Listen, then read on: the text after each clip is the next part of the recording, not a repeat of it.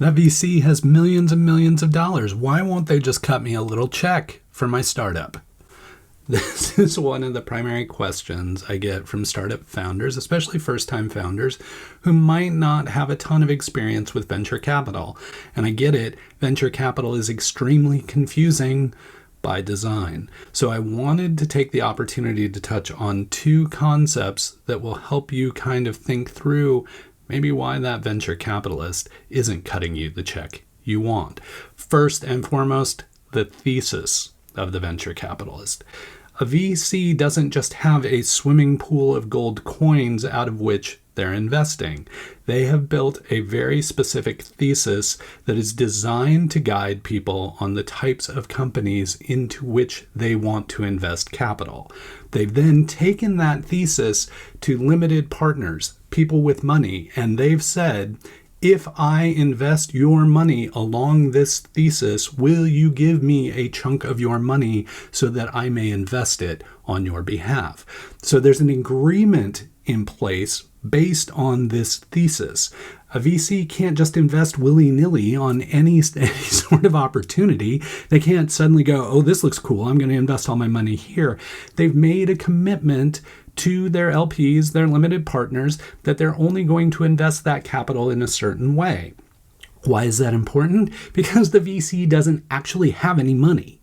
The VC makes a decision to invest, and then they go back to those LPs who've committed capital to them, and they say, hey, I found a thing that you might want to invest in, and it follows the thesis. Would you give me the capital so that I can wire it to the startup? And they have to do that with all of their LPs. It's not just usually a single LP that's providing them money, but this agreement, this thesis, this focus is the basis of how the VC has accumulated that capital in the first place. So if your startup does not match the VC's thesis, if it doesn't match the area into which they want to invest and into which they've promised their LPs they are going to invest, that VC is never going to cut you a check. The second part is economics of the situation. So a lot of people will go, well, that VC has $100 million. What's a $50,000 check going to hurt them? The economics of the situation make that extremely difficult. First of all, a VC only has a certain window of time in which they can invest the capital they have acquired or had committed for their fund. So sometimes it's a 3-year window, sometimes it's a 5-year window. It can vary depending on agreements with LPs. But basically, a VC has a very short amount of time to invest a certain percentage of that fund, and then they save usually a much larger percentage of the fund for follow-on investment. And this is a whole nother thing, but just real quickly, a follow-on investment is designed in future rounds to help a VC retain the position they buy in the very first round they invest. So if they invest in a seed round and they establish a position in that company in terms of equity, they need to keep investing time and time again because the pie keeps shrinking for them. So they need to buy more of the pie to keep their investment. Okay, so that's a whole thing. But let's get back to the economics.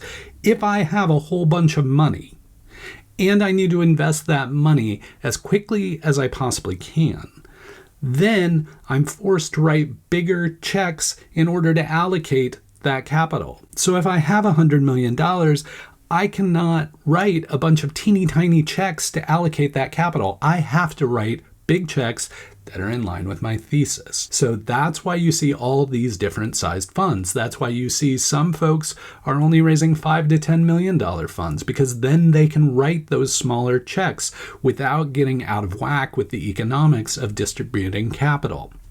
So those are two of the finer points of VC that may be non-obvious to folks. One, the thesis. That's what the investor has promised their LPs that they are going to follow. And unless your startup falls within that thesis, it's not going to get capital from that VC. And then check size, like the economics of taking this bulk of money and investing it effectively requires VCs to write a certain size of check. So don't go talk to a $100 million fund and ask them to write you a $25,000 check. It's highly unlikely that that's going to happen. If you have other questions about VC that I can talk about, this is just one of those that's come up because of some things that are going on locally here in Portland that are reminding me of that conversation. But any other questions about venture capital, startups, those kind of things, please always let me know in the comments. I'll be happy to cover them. And if I don't know enough about them, I'll go out and do the research and help you figure it out. Okay? Hang in there until we get the chance to chat again. Please keep up the good work.